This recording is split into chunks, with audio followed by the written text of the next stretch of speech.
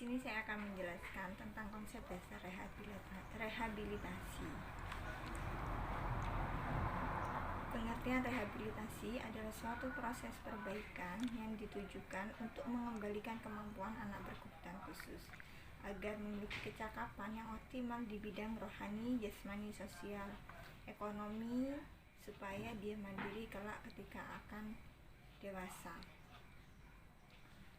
Dalam hal ini dibutuhkan sebuah intervensi yang harus komprehensif dan holistik dalam berbagai aspek sesuai keahlian yang berdaya guna. Dengan rehabilitasi diharapkan anak berkebutuhan khusus dapat berdaya guna mandiri dalam bidang sosial juga dalam kehidupannya. Jadi kesimpulannya, program rehabilitasi merupakan bantuan secara medis, sosial, ekonomi, keterampilan yang diberikan kepada anak berkebutuhan khusus, yang dimana tahapan ini dilakukan oleh petugas rehabilitasi. Usaha rehabilitasi harus memberikan kesempatan kepada peserta didik anak berkebutuhan khusus, di mana anak berkebutuhan khusus harus diberikan kesempatan dalam berbagai hal yang berbeda antara satu dengan yang lainnya. Diharapkan anak berkebutuhan khusus memiliki kesempatan untuk memecahkan masalahnya sendiri. Arah kegiatan rehabilitasi adalah refungsionalisasi dan pengembangan. 1. Refungsionalisasi diharapkan untuk mengembalikan fungsi dari luar maupun fungsi dari kemampuan anak berkebutuhan khusus. Pengembangan, di mana pengembangan ini diarahkan untuk menggali atau menentukan atau untuk kemampuan sistem yang masih ada dan berpotensi yang dimiliki oleh anak berkebutuhan khusus untuk memenuhi fungsi diri dan fungsi sosial di mana mereka dapat hidup. Jadi supaya potensi yang memiliki tujuan dan arah untuk sukses dan tidak memiliki rasa rendah diri. Nomor 2 adalah tujuan rehabilitasi. Tujuan rehabilitasi adalah untuk membantu anak berkebutuhan khusus supaya mandiri dan tidak bergantung pada orang lain secara optimal, fisik, mental, sosial, vokasional, dan ekonomi. Yang selanjutnya, anak berkebutuhan khusus juga mampu mencapai kapasitas maksimal sesuai bidang yang diminati untuk memperoleh kebahagiaan dan kepuasan dalam menjalani hidup. Jadi di sini anak berkebutuhan khusus memiliki kemampuan untuk dapat menyadari kekurangannya dalam pekerjaan. Selanjutnya adalah anak berkebutuhan khusus diharapkan mampu untuk bersosialisasi dengan yang lainnya dengan cara agar dia percaya diri setelah melaksanakan rehabilitasi di bidang kepercayaan diri. Selanjutnya anak berkebutuhan khusus akan memiliki rasa percaya diri supaya jadi ketua atau ketika kelak di kelompok dia dapat berani membangun dan kemandiriannya untuk orang lain. Terus yang selanjutnya adalah efisiensi ekonomi, ataupun kemampuan ekonomis atau kemampuan produktif dengan cara mengembangkan kemampuan yang ada sehingga dia dapat menjamin kehidupan di bidang ekonomi. Misal menjadi inspirator, motivator bagi orang lain. Selanjutnya adalah memiliki tanggung jawab berpartisipasi pada lingkungan tanpa mengganggu orang lain. Ketiga adalah sasaran rehabilitasi. Fokus utama sasaran rehabilitasi adalah individu yang holistik dalam konteks ekologinya dan bukan keterbatasan fungsional akibat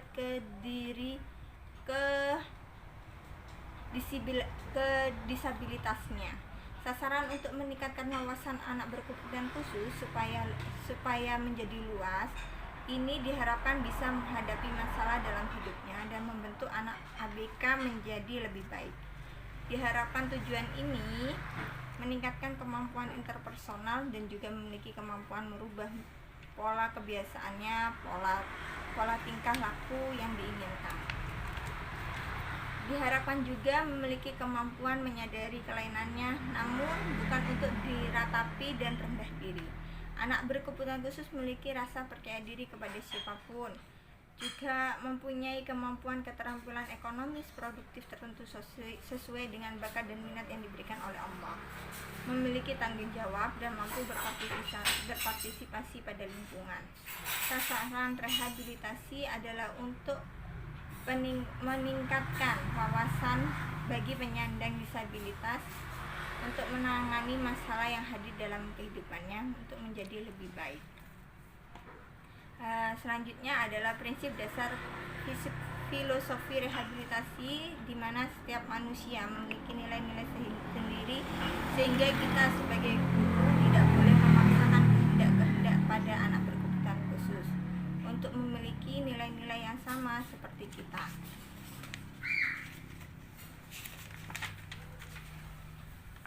Terus fungsi rehabilitasi. Fungsi rehabilitasi adalah salah satunya adalah pencegahan, di mana dari rehabilitasi ini dapat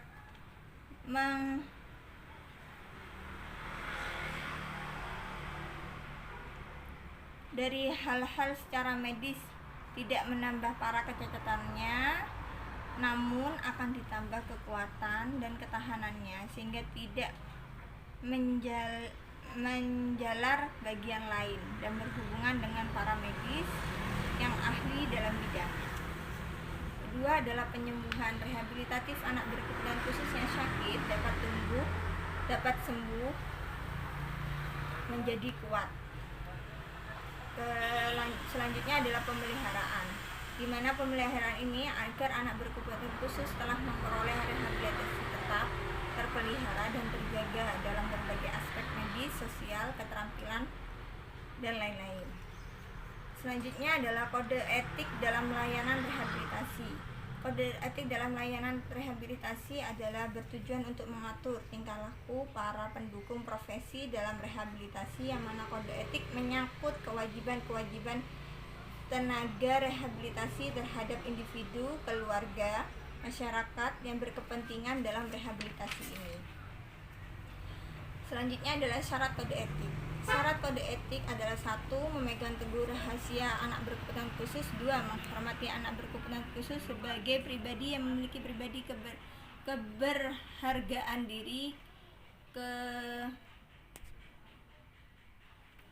dan ketiga adalah menyertakan anak berkebutuhan khusus dalam memecahkan masalah sendiri. Keempat, memberikan penerimaan kondisi ABK dalam kondisi apapun. Kelima, tidak membedakan pelayanan terhadap ABK lain.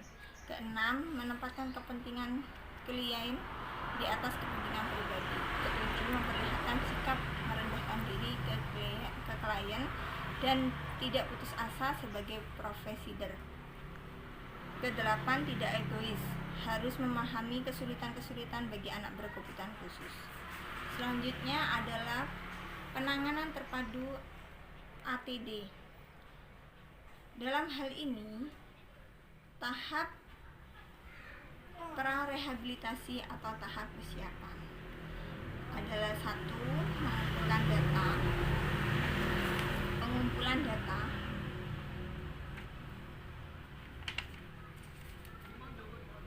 Kedua adalah penelaahan data. Ketiga, pengungkapan masalah anak berkebutuhan khusus. Keempat, penyusunan program rehabilitasi. Kelima adalah konferensi kasus. Selanjutnya adalah tahap pelaksanaan rehabilitasi. Dalam tahap pelaksanaan rehabilitasi ada umum dan khusus. Dalam umum berlaku bagi semua disabilitas. Khusus itu ada layanan kesehatan, keagamaan, dan lain-lain. Selanjutnya adalah tahap evaluasi dan tindak lanjut. Bertujuan agar siswa yang memperoleh layanan rehabilitasi dapat maksimal dalam memiliki kemampuan menjaga kondisi keterampilan khusus tertentu sehingga dapat disalurkan ke tempat nanti dia bekerja. Siswa ABK jika kembali ke keluarganya bisa produktif dan menghasilkan karya untuk bertahan hidup ketika dia nanti berkeluarga. Dalam pelaksanaan dilakukan oleh tenaga rehabilitasi, contohnya guru, tenaga rehabilitasi, guru, keluarga, dan masyarakat, dan tidak bisa dipisah, dan ketiga itu tidak bisa dipisahkan. Kegiatan rehabilitasi dapat dilaksanakan oleh berbagai pihak dan tempat, baik secara medis maupun non medis, disesuaikan kebutuhan dan masalah yang dihadapi oleh anak berkebutuhan khusus. Dalam hal ini, medis itu dokter, paramedis, sedangkan psikologis ada psikolog, pendidikan, akademis pendidik. Dalam hal ini, dokter atau spesialis saraf, jiwa, anak, mata, dan lain sebagainya. Hal ini bertugas di mana dokter setelah memeriksa dan mendiagnosa menentukan garis besar untuk program rehabilitasi medis yang akan dilaksanakan oleh pelaksana rehabilitasi. Yang kedua adalah paramedis. Paramedis itu ada fisioterapis, ahli terapis, okupasi, ortotik, prostotik,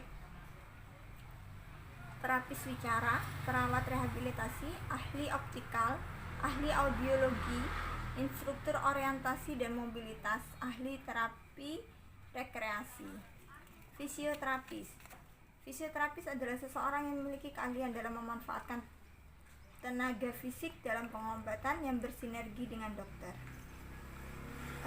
di mana pengobatan di bidang fisik dan melakukan pelaksanaan program ini telah disesuaikan dengan yang telah ditentukan oleh tim rehabilitasi dan pelaksanaan fisioterapis melalui asesmen, di mana tujuan utamanya adalah atau target utamanya untuk melatih mobilisasi. Yang kedua adalah ahli terapi okupasi. Dilaksanakan oleh orang yang ahli dalam mengadakan evaluasi gangguan fungsi tangan dan memberikan latihan-latihan dari hasil asesmen. Hasil asesmen disesuaikan oleh program tim rehabilitasi, target utama untuk melatih keterampilan. Ketiga adalah ortotik prostosis. Pelaksanaan oleh ahli teknisi yang memiliki keahlian dalam bidang teknisi, mengulur, mengepas komponen tubuh palsu dan protesis dan alat penunjang ortosis untuk bagian tubuh yang lumpuh, lemah, sakit yang disebabkan oleh keputusan dari tim rehabilitasi. Keempat adalah terapis wicara. Dilaksanakan oleh seorang yang memiliki keahlian untuk mengevaluasi, mendiagnosa kelainan bicara dan bahasa serta melatih gangguan komunikasi. Kelima adalah perawat rehabilitasi. Dilaksanakan oleh seseorang yang memiliki keahlian di bidang baik perawatan umum maupun perawatan khusus.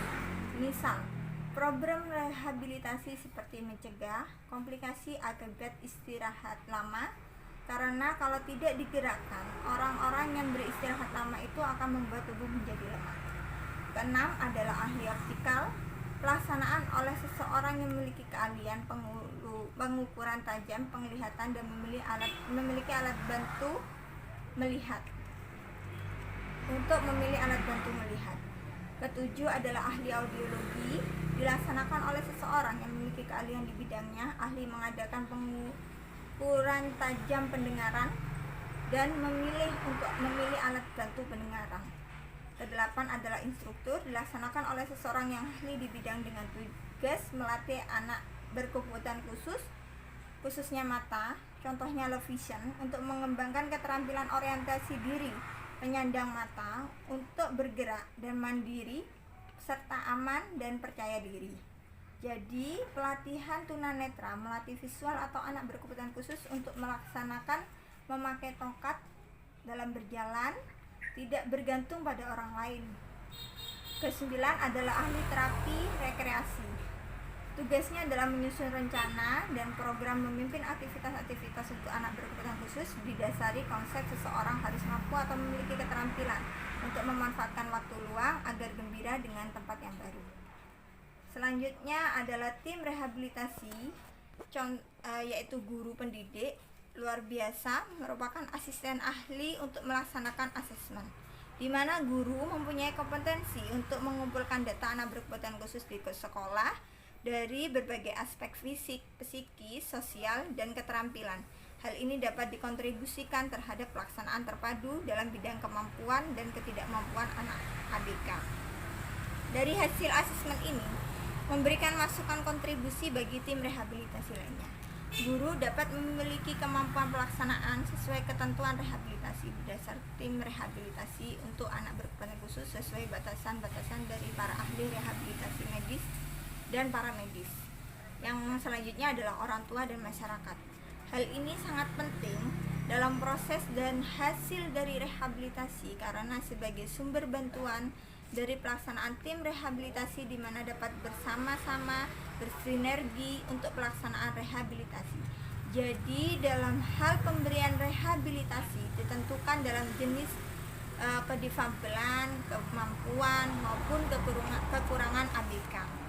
Selanjutnya saya akan membahas tentang program rehabilitasi yang disesuaikan dengan masalah medis dan masalah rehabilitasi ABK secara keseluruhan. Di sini ada program terapi fisik, tujuannya mengembangkan kekuatan, koordinasi, keseimbangan dalam menggunakan alat-alat bantu.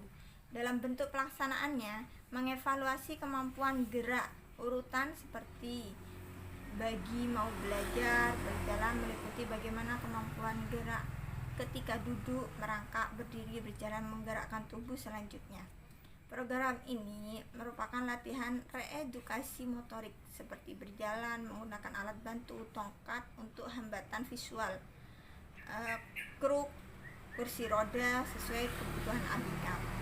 Selanjutnya adalah program okupasi, bertujuan agar ABK dapat mengembangkan kemandirian dalam kehidupan sehari-hari dengan maksimal.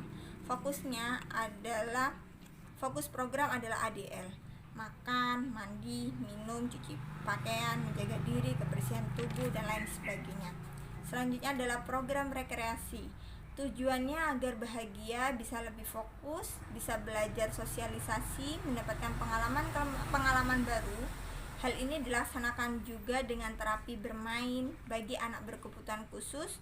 Anak-anak dalam jenjang SD dalam permainan dapat menerima wawasan, ilmu baru, dan diharapkan untuk menyembuhkan serta disesuaikan dengan hambatan-hambatan.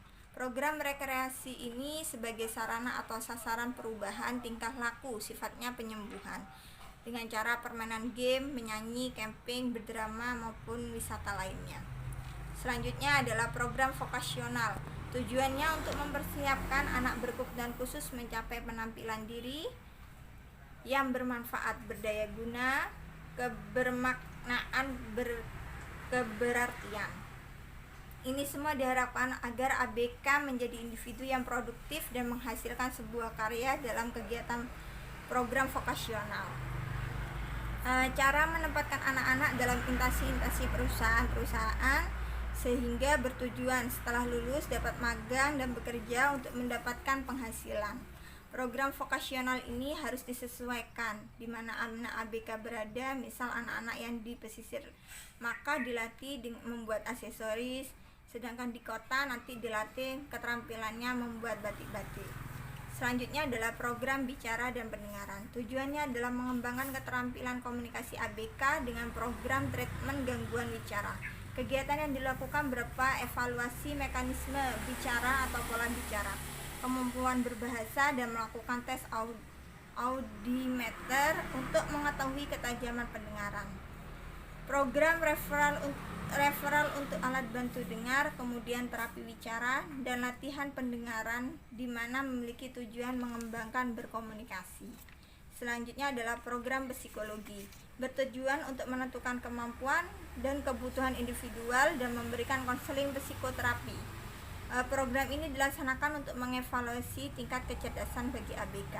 Tujuannya adalah menstimulasi perkembangan kepribadian, attitude umum, asesmen kemampuan, dan latihan kemampuan pendidikan.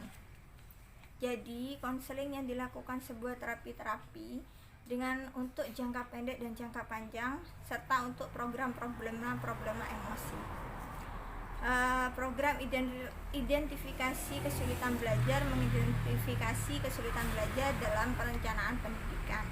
Selanjutnya adalah program pelayanan sosial bertujuan untuk mendorong partisipasi orang tua dalam rangka membantu mengatasi problema ABK baik pribadi maupun sosial dengan cara memberikan aplikasi atau pendekatan next word untuk mengetahui lingkungan keluarga terkait sikap interpersonal relationship, taraf ekonomi keluarga, di mana program pelayanan sosial dilakukan interview secara berkala dengan orang tua untuk mengetahui perkembangan ABK. Selanjutnya adalah program pendidikan dan pelatihan. Tujuannya mengembangkan keterampilan intelektual sosial, mengurus diri sendiri, remedial belajar. Kegiatan ini dilaksanakan di berbagai jenjang pendidikan. Jadi pendidikan ini akan memberikan wawasan luas bagi ABK, di mana akan diajarkan pembelajaran keterampilan hidup vokasional untuk mempersiapkan ABK dalam kemandirian untuk hidup di masa yang akan datang. Di mana juga dalam hal ini ABK diajarkan pendidikan seks supaya terhindar dari hal-hal yang tidak diinginkan ketika berada di lingkungan luas. Juga terkait tentang pelecehan seksual. Intinya supaya aman dari gangguan orang lain. Selanjutnya adalah program orientasi dan mobilitas, di mana tujuannya adalah mengembangkan keterampilan orientasi dan mobilitas agar ABK dapat bepergian dengan aman dan bersosialisasi. Hal ini dilatih untuk melatih gerak, berpindah gerak, menguasai medan jalan. Di mana persiapan program rehabilitasi adalah pengumpulan data. Proses awal pengumpulan data itu adalah salah satu proses awal kegiatan rehabilitasi. Tujuannya memperoleh data ABK baik di lingkungan keluarga, sekolah untuk bahan pertimbangan tim rehabilitasi dalam pelaksanaan program pada semua jenis kelainan dan jenjang pendidikan. Identitas, riwayat ABK saat di kandungan sampai melahirkan. Keadaan fisik, kesehatan, aspek psikologis, kecuali aspek psikiatri. Selanjutnya adalah aspek psikiatri, aspek sosial anak, aspek agama budi pekerti, dan aspek keterampilan serta komunikasi. Cara pengumpulan data adalah dengan menggunakan asesmen. Pertama, observasi. Setelah asesmen, maka asesmen itu ada observasi, intervensi, angket, tes, pemeriksaan klinis dalam ranah medis. Selanjutnya penelaahan dan pengumpulan masalah. Supaya proses rehabilitasi memiliki kejelasan objektif dalam dirumuskan layanan rehabilitasi yang tepat, mekanisme selanjutnya adalah mengecek kelengkapan data. Guru melaporkan hasil pengumpulan data pada tim rehabilitasi dan tim rehabilitasi melakukan pemeriksaan ulang. Selanjutnya adalah penyusunan program rehabilitasi bertujuan merumuskan alternatif rencana pelayanan rehabilitasi sesuai dengan identifikasi masalah, diagnosa rehabilitasi ABK dan keluarga. Selanjutnya adalah pelayanan rehabilitasi medik. Ada preventif, kuratif, dan komutif. Bentuk pelayanan sangat diperlukan di sekolah untuk meningkatkan daya tahan serta kesiapan fisik ABK untuk mencegah timbulnya kecacatan yang lebih parah.